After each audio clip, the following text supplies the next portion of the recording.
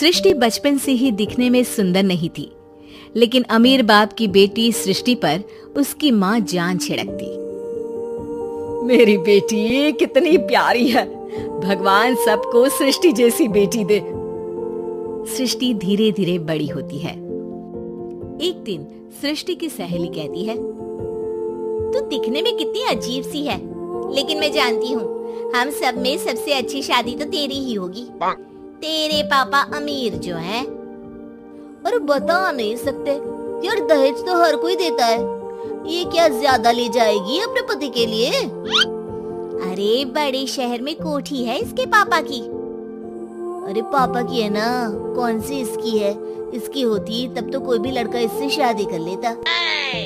अरे पापा की मतलब पापा की है तो मेरी ही है ना? किसने कहा? अब तेरी तो तब होगी ना जब तेरा भाई ना हो। वैसे भी शादी के बाद सारी प्रॉपर्टी भाई के नाम होती है। सृष्टि समझ जाती है कि उसे किसी भी हालत में माँ बाप की सारी प्रॉपर्टी को अपने नाम करना है, लेकिन कैसे? एक दिन सृष्टि का भाई शीनू कहता है, बहन क्या कर रही है? तुझसे एक बात करनी है। अरे हाँ करना, मैं तो तेरी बहन हूँ। बहन मेरी लाइफ में ना एक लड़की है, बहुत अच्छी है। मैं सोच रहा हूँ माँ और पापा से बात करूँ शादी के लिए। सृष्टि को समझ में आ जाता है कि भाई की शादी होते ही भाभी उसे एक दिन भी घर में बर्दाश्त नहीं करेगी।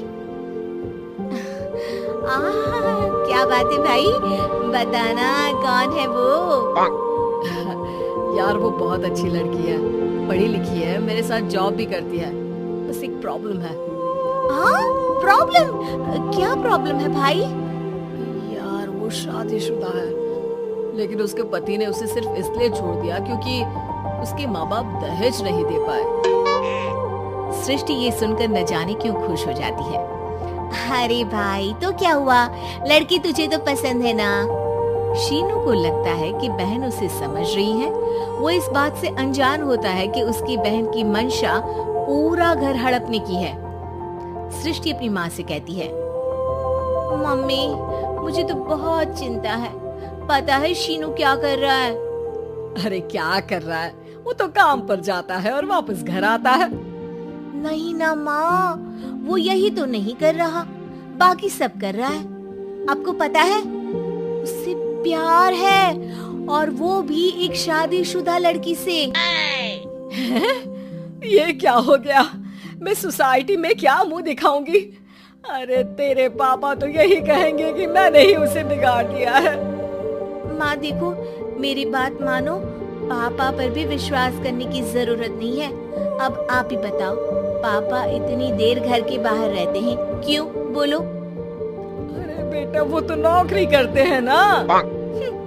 तू बहुत भोली है माँ, पापा का ऑफिस तो 7 बजे खत्म हो जाता है, लेकिन देखो कितनी देर से आते हैं। अरे नहीं बेटा, ऐसी कोई बात नहीं है। सृष्टि माँ को एक औरत से बात करते पिता की फोटो दिखाती है। देखो माँ कैसे है पापा, मैं ना कहती थी कि पापा सही नहीं है। मैं तेरे पापा से बात करूंगी, दे फोटो मुझे। ओ माँ वो तो डिलीट हो गई। लेकिन चल तूने तो देख लिया ना, पापा से बाद में बात कर लेना, और हाँ मेरा नाम बिल्कुल मत लेना। हाँ माँ। अब क्या था, सृष्टि के माँ और पिता के बीच झगड़ा होना शुरू हो जाता है। सृष्टि के मन में क्या चल रहा था कोई नहीं जानता था। एक दिन, माँ सृष्टि के लिए एक लड़का देखा है, वो लोग शाम को उसे देखने आने वाले हैं। और हाँ माँ, एक खुशखबरी, मैं और पापा मिलकर एक नया बिजनेस ट्राई कर रहे हैं। शाम को लड़का आता है, सांवले रंग का। सृष्टि को तो बिल्कुल भी पसंद नहीं आता। लड़की की माँ कहती है, लड़की का चेहरा तो कोई खास नहीं, लेकिन अगर मेरे बेटे को आप लोग सेटल कर दें तो मैं उसकी शादी आपकी बेटी से करवा दूं। सृष्टि को लड़का बिल्कुल पसंद नहीं था। उसे भाई पर गुस्सा आ जाता है। लड़के वालों के जाने के बाद कहती है, माँ देखा शीनू मेरे लिए कैसा लड़का लेकर आया, न दिखाने लायक न सुनने लायक, सेटल भी नहीं, वो भी हम करे। अरे माँ, मैं जानती हूँ ये मेरी शादी किसी भी घर में क्यों करवाना चाहता है। अरे कैसी बात कर रही है बहन, तूने तो देखा ना, लड़के को मैंने ही मना कर दिया तुझसे शादी के लिए। जिसने लड़का बताया था उसने उसकी बहुत तारीफ की थी। बात आई गई हो जाती है, लेकिन सृष्टि का मन शांत नहीं होता। क्या करूँ, कुछ समझ में नहीं आ रहा। मेरी शादी हो गई तो ये लोग पूरी प्रॉपर्टी शीनू के नाम कर देंगे, मेरे हाथ तो कुछ लगेगा ही नहीं। तभी सृष्टि को आइडिया आता है। वो किसी वकील को फोन करती है। जी देखिए, अगर आपके मम्मी पापा का तलाक हो जाता है तो आपके पिता की आधी प्रॉपर्टी आपकी माँ के नाम हो जाएगी, फिर उसे वो किसी को भी दे सकती है। सृष्टि अब माँ को बेटे के खिलाफ भरती है। माँ, शीनू पर नजर रखा करो, वो जिस लड़की के प्यार में है ना वो शादीशुदा है। यहाँ आएगी, सारा पैसा, रुपया, जमीन, जायदाद सब हड़प लेगी।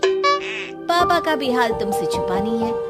ऐसा ना हो कि मैं और आप एक दिन सड़क पर भीख मांगे। हे भगवान, मैं तो जीते जी मर जाऊंगी अगर ऐसा हो गया तो। ऐसा हो गया नहीं माँ, ऐसा ही होगा। अभी समय है, आगे का सोच लो। मैं तो कहती हूँ पापा से आधी प्रॉपर्टी लेकर अलग हो जाओ। पापा की आधी प्रॉपर्टी भी हम लोगों को अगर मिल जाती है ना तो अगले 7 जन्म सफल समझो। बेचारी माँ बेटी के कहने पर पति से तलाक लेकर अलग हो जाती है। सृष्टि अब पैसों से गाड़ी और अपने दूसरे महंगे शौक पूरे करने लगी। उसके दोस्त भी उसके पैसे इस्तेमाल करते। सृष्टि, कल तुम कहाँ थी? मैं सारा दिन घर पर अकेली थी। तो मैं क्या करूं? मैंने ठेका तो नहीं लिया है ना तुम्हें संभालने का। माँ को सृष्टि से ये उम्मीद नहीं थी। वो बैठकर रोने लगती है। वहीं उसका पति यानी कि सृष्टि के पिता आ जाते हैं। मैं जानता था कि तुम्हारा यही हाल होगा, तो आपने मुझे रोका क्यों नहीं? मैं रोकता तो तुम रुकती क्या?